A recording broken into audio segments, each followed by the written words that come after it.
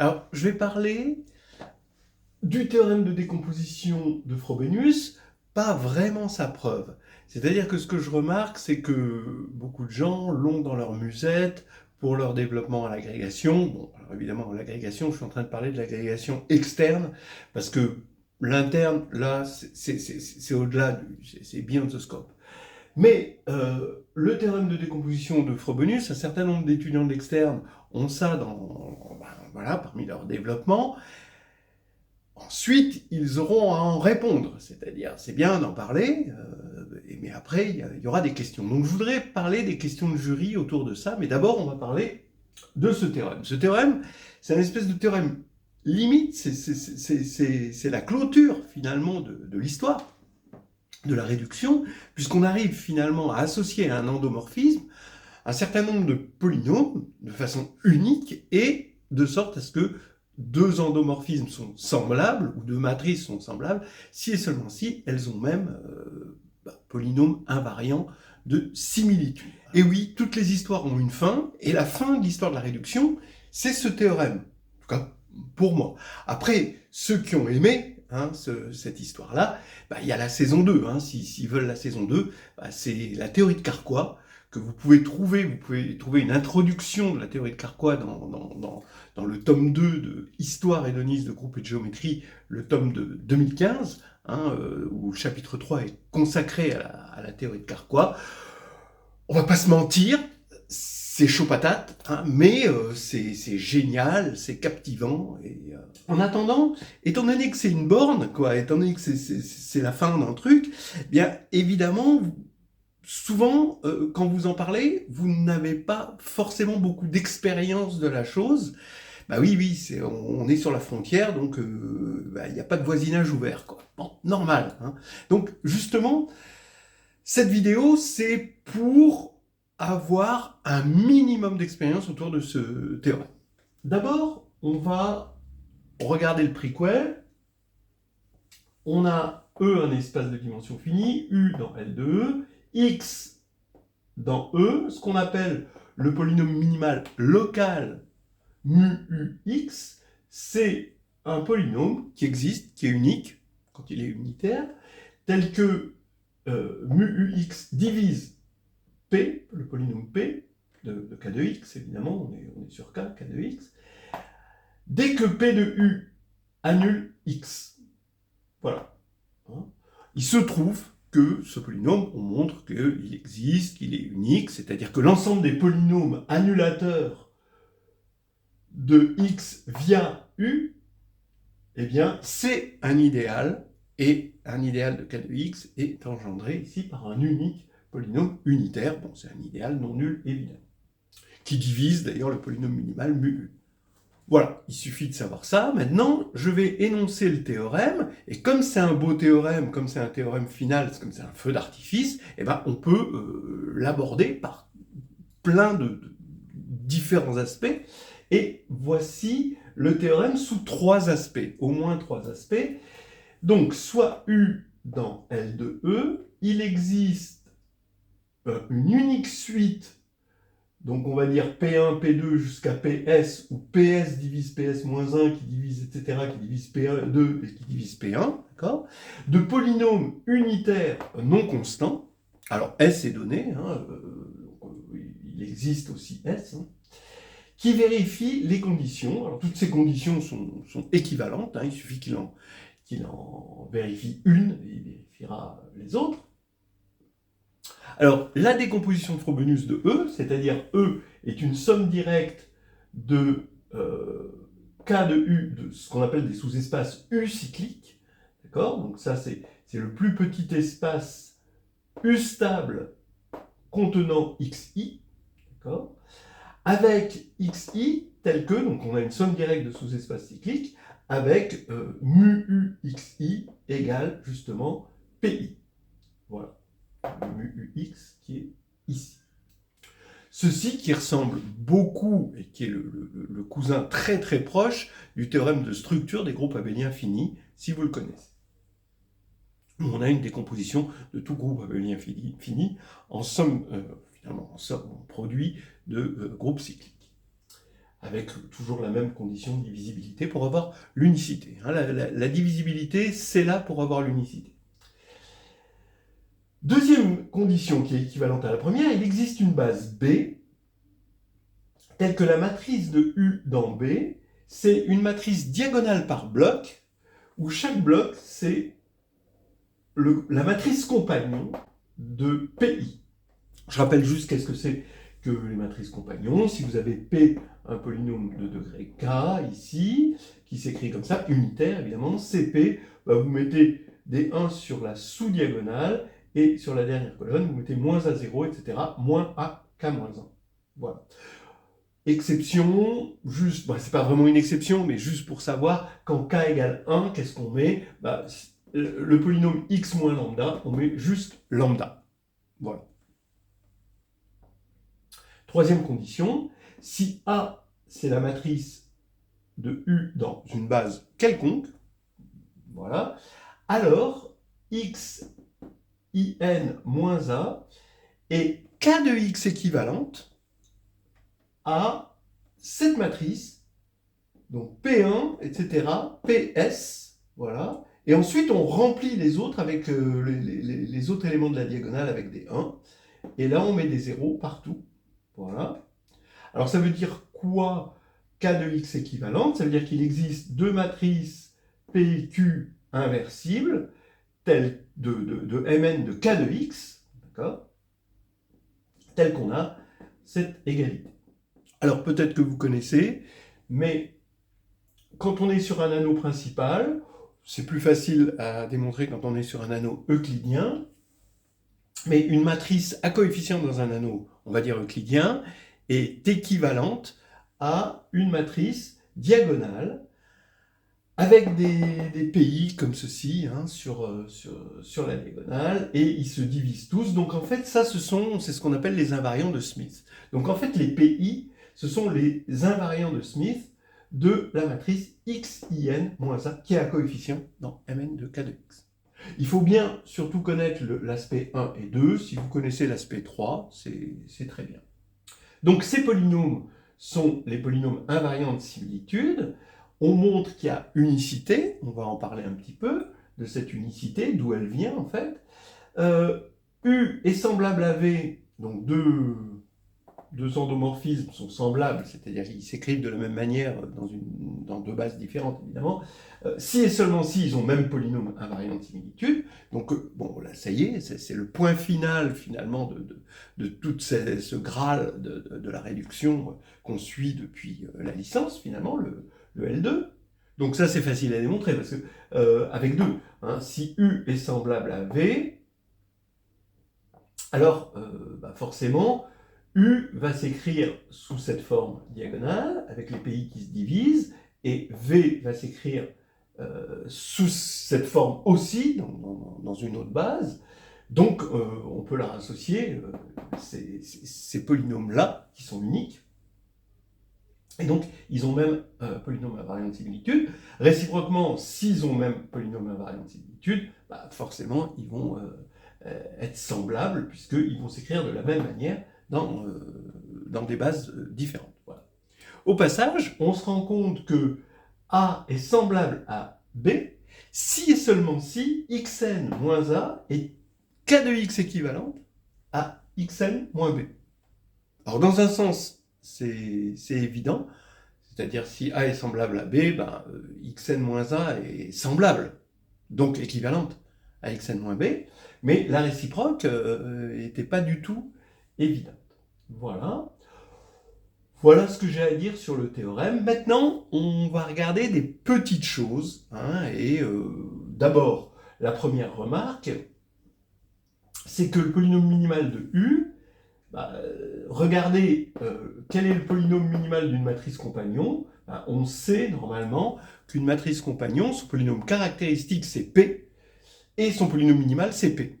Donc tous ces blocs-là vont être annulés par les PI.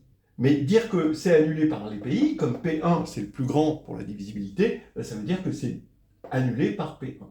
Donc le polynôme minimal d'ailleurs on pourrait le dire comme ça, le polynôme minimal d'une matrice diagonale par bloc, c'est le PPCM, des polynômes minimaux des blocs. Mais comme les polynômes minimaux, c'est les pays et qui se divisent tous comme ça, le polynôme minimal de U, eh bien, c'est exactement P1.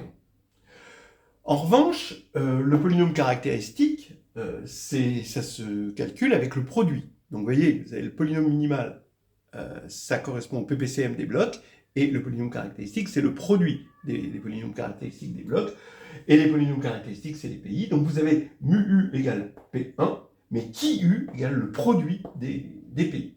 Voilà. Qu'on peut aussi voir avec l'équivalence ici. Encore un petit truc à savoir, c'est que si vous regardez une matrice compagnon, donc cette matrice-là, et vous voulez les invariants de similitude de cette matrice compagnon, et bien c'est juste P, et puis 1, 1, 1, 1, 1. Bah oui, vous voyez bien pourquoi, puisque on a dit son polynôme minimal c'est P, et son polynôme caractéristique c'est P. Donc P1 c'est ça, QU c'est le produit de pays, bah forcément les autres pays sont forcés d'être égaux à 1. Réciproquement, si une matrice a pour polynôme invariant de similitude P1, 1, 1, 1, alors forcément, on sait qu'elle va être semblable, d'après 2 ici, à CP. Voilà. Inversement, vous avez remarqué, ça j'ai oublié de le dire, que la somme des degrés des pays, forcément, donc c'est la somme des tailles des matrices compagnons, donc ça va faire n, la dimension de E. Voilà, I de 1 à S.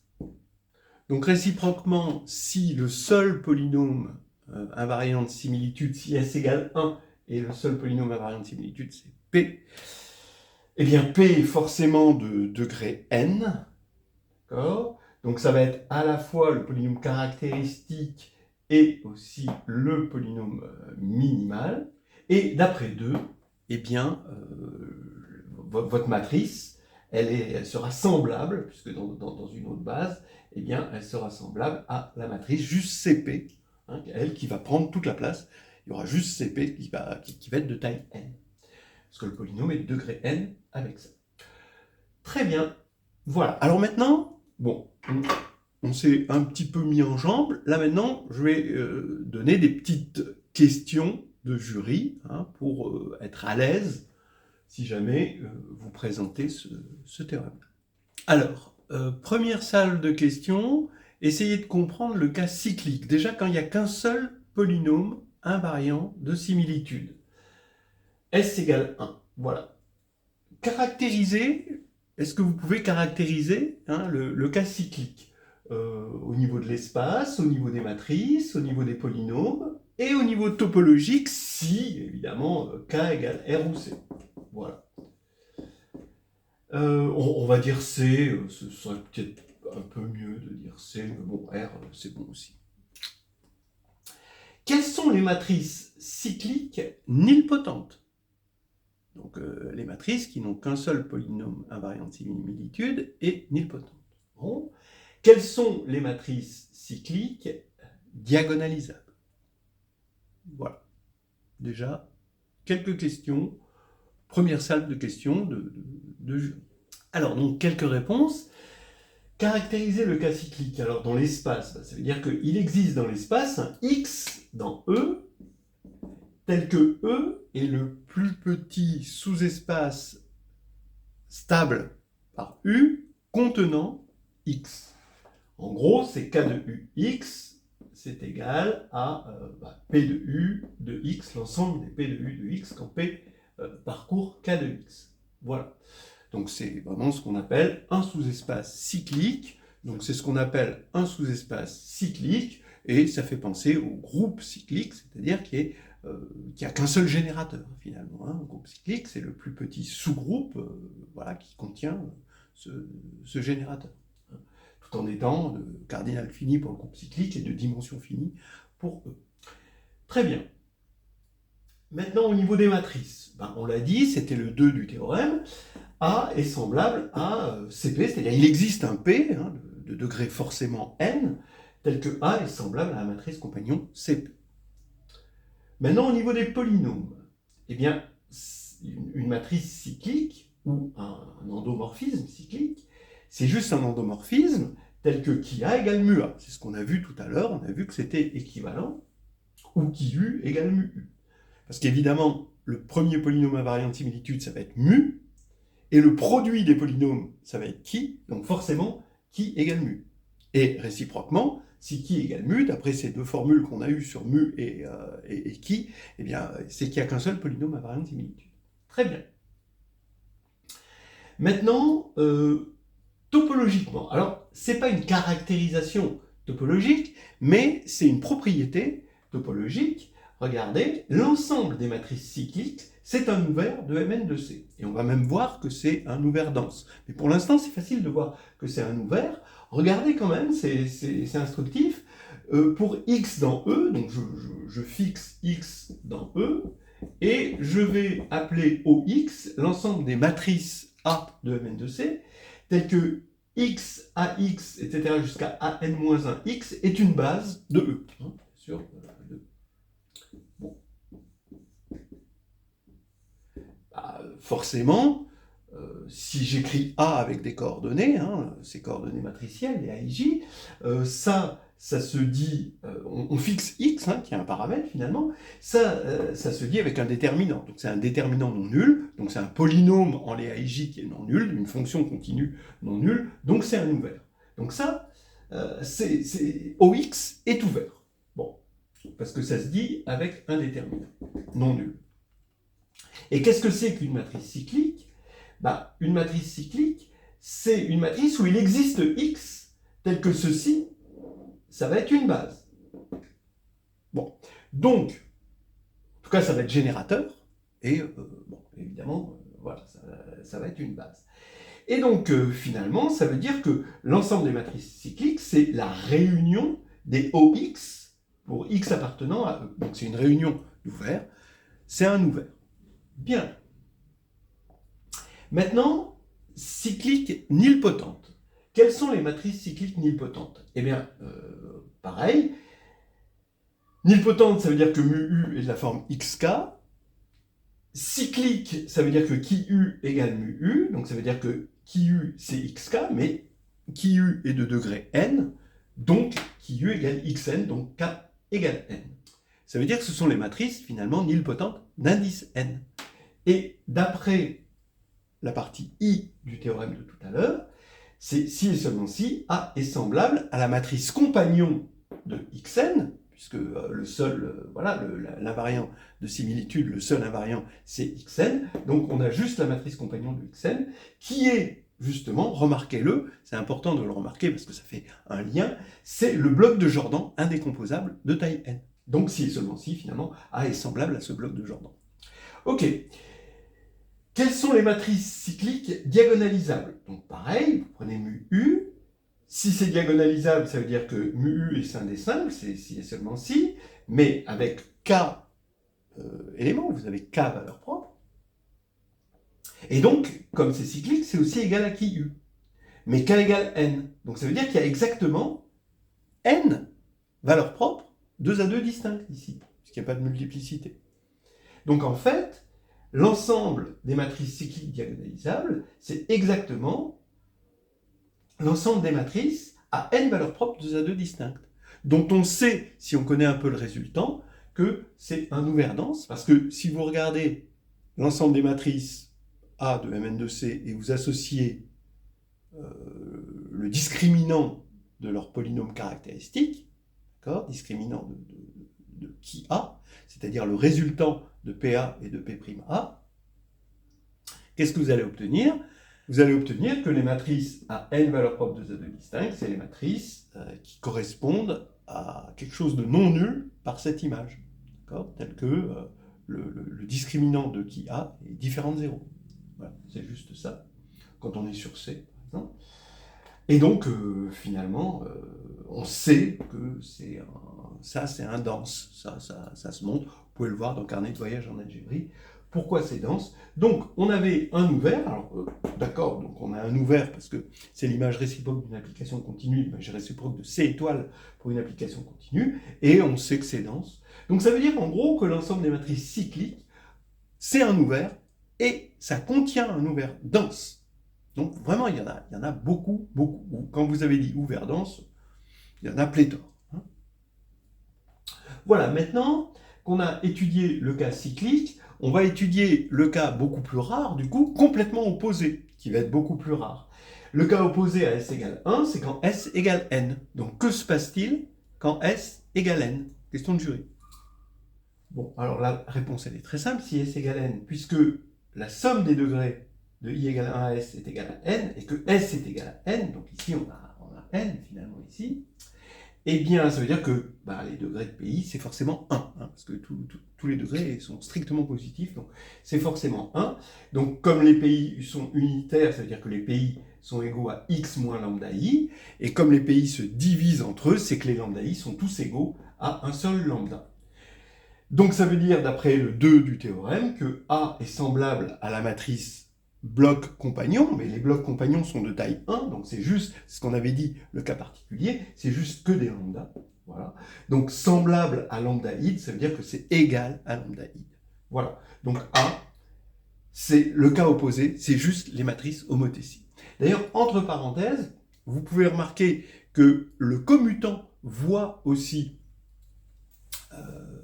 disons, la dimension du commutant nous donne des idées de quel extrême on est. Si S égale 1, on a une matrice compagnon. Quand on a une matrice compagnon, le commutant d'une matrice compagnon est de dimension n. Et en fait, n, c'est le minimum qu'on peut avoir pour un commutant. En revanche, quand S égale n, le commutant, on sait que le commutant d'une matrice homothétie, c'est tout l'espace des matrices, donc c'est de dimension n2, et c'est le maximum. Vous voyez, voilà, bon, des petites choses comme ça à savoir. On continue maintenant à regarder un petit peu la pratique de Frobenius. Alors, on va voir maintenant la technique du brisé-rassemblé, qui est une technique qu'on retrouve dans le théorème de structure des groupes abéliens finis.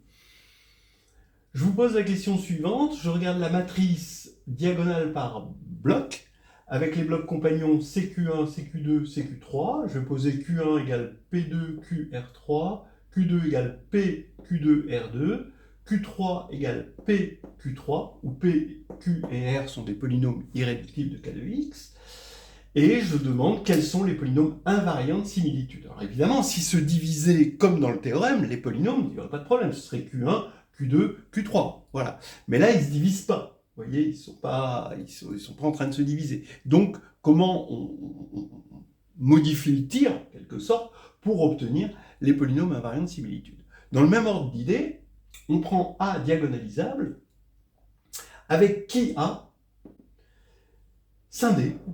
Mais cette fois-ci, c'est pas scindé simple, c'est scindé non simple. Voilà. Quels sont ces polynômes invariants de similitude? Voilà, même question. Alors, indication. La base du brisé-rassemblé, c'est que si P et Q sont deux polynômes premiers entre eux de K de X, alors la matrice diagonale par bloc compagnon CP, CQ, d'accord, qui est de taille degré de P plus degré de Q, elle est semblable à la matrice compagnon de PQ, CPQ. Voilà. Bon, c'est presque évident en fait, hein, c'est une indication, parce que ça vous pouvez le montrer. Pourquoi ? Parce que le polynôme minimal de CP, c'est donc P, le polynôme minimal de CQ, c'est Q, le polynôme minimal de la matrice diagonale par bloc, CP, CQ, on a dit c'est le PPCM de P et Q, donc c'est le produit de PQ. Voilà. Maintenant, le polynôme caractéristique de CP, c'est encore P. Le polynôme caractéristique de CQ, c'est encore Q. Donc le polynôme caractéristique de cette matrice-là, c'est P fois Q. Donc finalement, cette matrice-là, elle a pour polynôme minimal PQ, elle a pour polynôme caractéristique PQ aussi.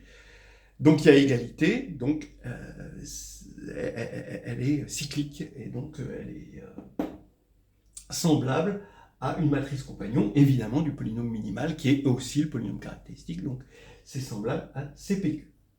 Voilà pour l'indication. Alors et maintenant, c'est à vous de faire, avec le brisé-rassemblé. C'est-à-dire que si vous allez de là vers là, vous rassemblez. Si vous allez de là vers là, vous brisez. Et donc ici, il va falloir faire un espèce de brisé-rassemblé de tout ça. Voilà. Vous pouvez essayer. C'est assez amusant, en fait, je trouve. Alors, allons-y. Bah, vous voyez qu'on peut, comme P et Q sont irréductibles, distincts évidemment, hein, on peut briser ici, et ensuite on peut rassembler. Alors, je vais prendre toujours les plus hauts degrés. Hein. Donc ici pour P, le plus haut degré c'est P2. Donc je vais prendre P2, je brise. Pour Q, bah, c'est Q3, je brise aussi. Et pour R, c'est R3. Je brise et ensuite je rassemble. D'accord ? Donc je vais avoir, dans mes brisures, je vais avoir CP2, CQ3, CR3, et ensuite, comme ils sont premiers entre eux, je vais les rassembler. Donc maintenant, j'ai ça, ça, ça. Maintenant, qu'est-ce qui me reste ? Ben, P encore. Voilà. Q, le plus haut degré, c'est Q2. Et R, le plus haut degré, c'est R2. Voilà. Donc P, Q2 et R2. Voilà. Et maintenant, il ne reste plus que PQ. Voilà. Et c'est terminé. J'ai tout pris. Et vous voyez que j'ai brisé, j'ai rassemblé. Maintenant, j'ai des matrices compagnons de ça, ça, ça. Et les polynômes se divisent entre eux. Hein, c'est construit comme ça. Voilà. C'est le brisé-rassemblé. Et si on fait ça ici sur... voilà. Ici, vous allez avoir finalement la matrice compagnon de juste x moins lambda 1. D'accord ? Lambda 1, lambda 1, m1 fois, puis lambda 2, m2 fois, etc., jusqu'à lambda k. Ça, c'est des matrices compagnons. Hein. Chaque élément de la diagonale est une matrice compagnon à elle toute seule. Et donc, vous allez faire un brisé-rassemblé. Donc, ça veut dire que P1, ça va être le produit, le premier, le plus grand, ça va être le polynôme minimal. De toute façon, vous vous en doutez, c'est le produit des x moins lambda i de 1 à k. Ok. Mais P2, ça va être quoi ? Bah, quand vous allez éliminer ici, comme on a éliminé ici les x moins lambda i, il va rester que les x moins lambda i dont la multiplicité est supérieure à 2. Donc ici, je vais prendre le produit des x moins lambda i dont la multiplicité est supérieure à 2. Et plus généralement, pi, c'est le produit des x moins lambda i dont la multiplicité, je vais mettre pj plutôt, c'est mieux, dont la multiplicité mi est supérieure ou égale à j. Voilà, donc ça va se diviser, évidemment, vous voyez, ça va filtrer un peu tout ça, parce que vous en avez de moins en moins, donc ça va se diviser, et avec le brisé-rassemblé, ça va prouver que les polynômes invariants de similitude, ça va être ça.